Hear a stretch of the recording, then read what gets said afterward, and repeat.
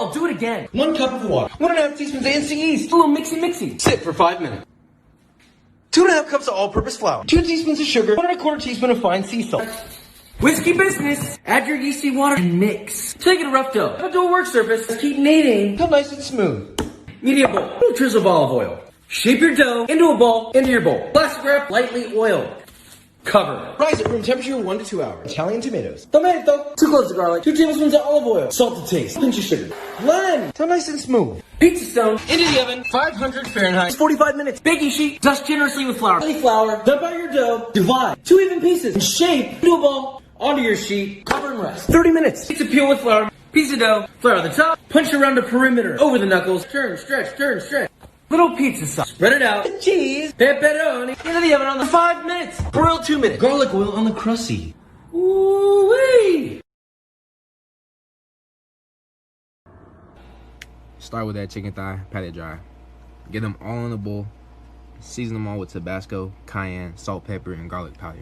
Mix it up until it looks just like that.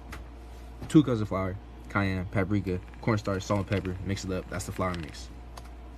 2 eggs, buttermilk. Want to mix that up. Pour that over the chicken. Mix up the chicken, get it in there, and let it sit. Then coat the chicken very well in the flour. Spicy mayonnaise, paprika, cayenne, Tabasco. Simple. Mix. Oil in. Check that it's hot enough. Has to be hot enough. You want to hear that noise. Chicken thigh, 5 to 6 minutes each side. Golden brown, then flip. After that, take it out just like that. Toasted brioche bun, spicy mayonnaise both sides, pickles, that chicken. Top it. Yes. Alright ladies, this is important. So if you're not a lady, go ahead and swipe on. Look, if your man doesn't cook for you, and I mean really throw down in the kitchen, not frozen pizza or ramen noodles, look, I'm not going to tell you to leave him because that's your business like Tabitha say, but at least send him my page so I can put him on game.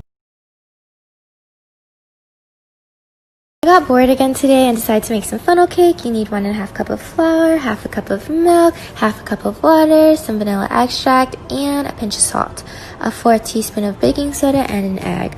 Whisk it all together. Almost forgot my sugar. You need 1/8 cup. Mix until it's this consistency. I put my batter into this cup with a lid. You can use an actual funnel or any squeezy bottle. Get your oil ready. Put it on medium. I checked mine with a chopstick. When it starts to form little bubbles, it should be ready. Pour your batter in slowly like this, and you can use vegetable oil, canola oil, any frying oil, and you have to flip it when it's golden brown. Be really careful, please don't burn down your house. And yeah, it should be ready after 2 minutes on each side. Then you put some powdered sugar on it, or you can put fruit, whipped cream, cinnamon, whatever you like.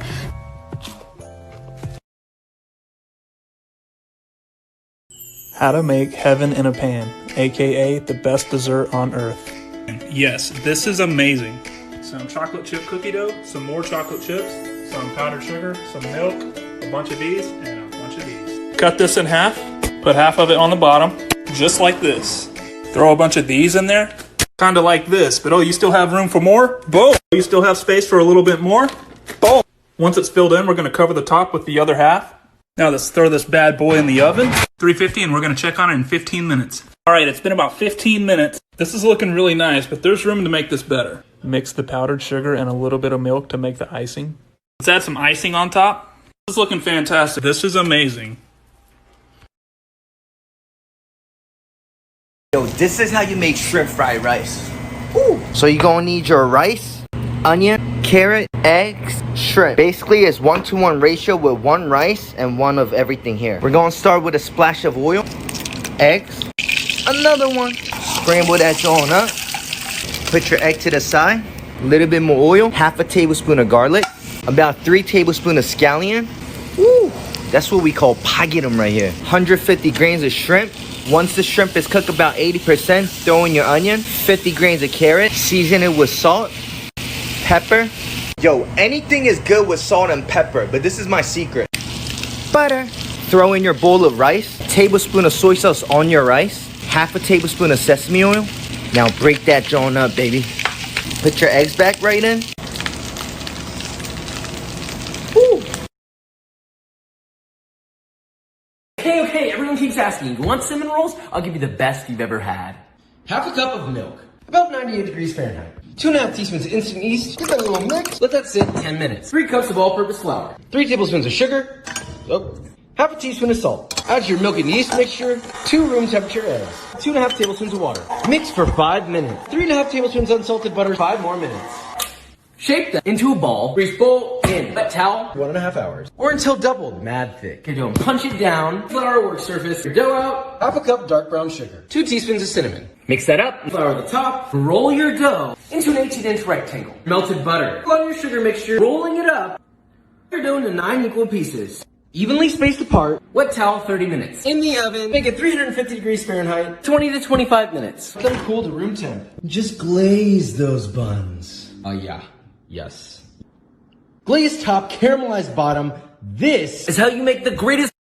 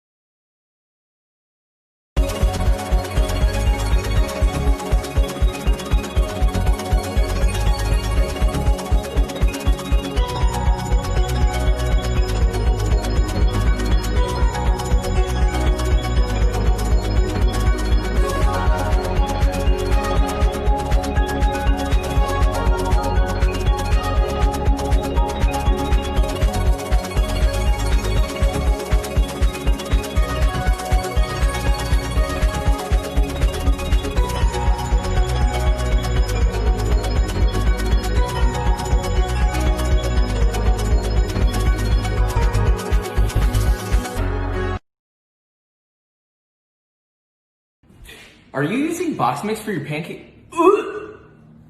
We're gonna make pancakes the old school way. Look, alright, 2 cups of flour. Half a teaspoon of salt. 1 tablespoon baking soda. 1 tablespoon of sugar.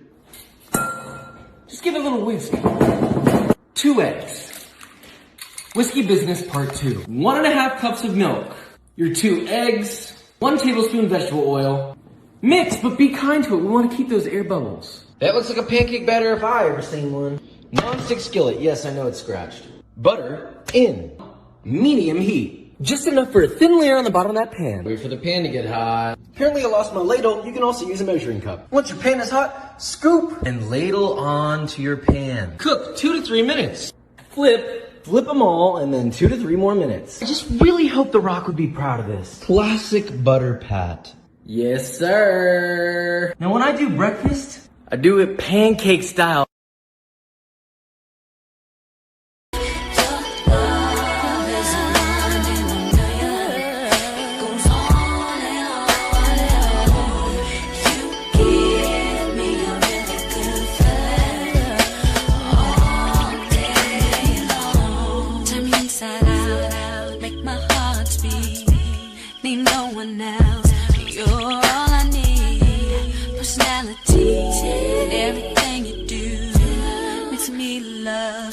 Everything about you.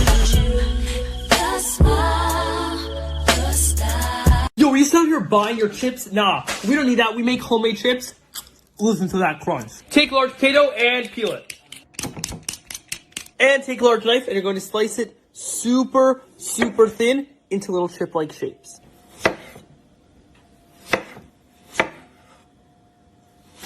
Pat super dry with paper towels. Take your potatoes and place them into the oil at 375 degrees Fahrenheit and fry them until golden brown for about 2 to 3 minutes. Once they are nice and golden brown, take them out of the oil and place it onto a baking sheet lined paper towels. Sprinkle with a nice amount of salt and fry the rest of the potato. And there you go, guys. We make homemade chips. All right, let's give it a try. Look for that crunch. Click that plus button for more recipes.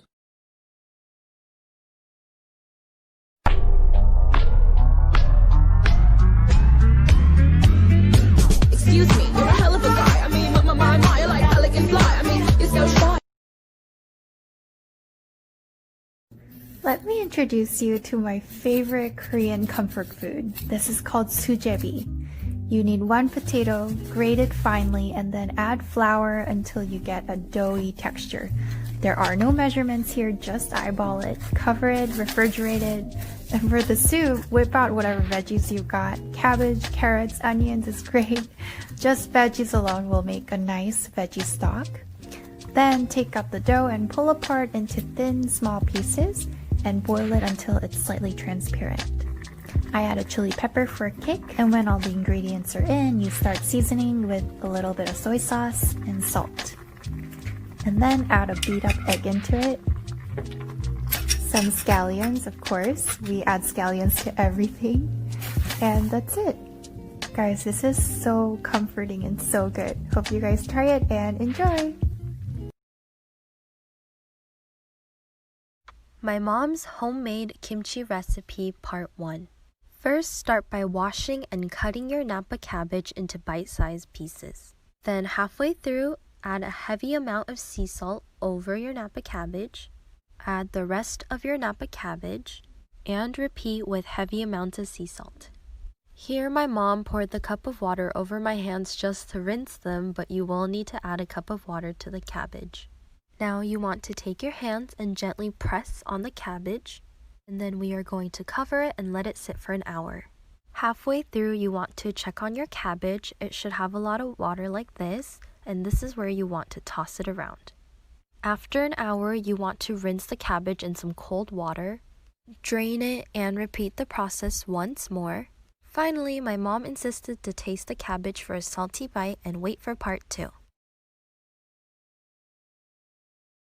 My mom's homemade kimchi recipe part 2. For the sauce, we're going to start with 6 large spoonfuls of red pepper flakes.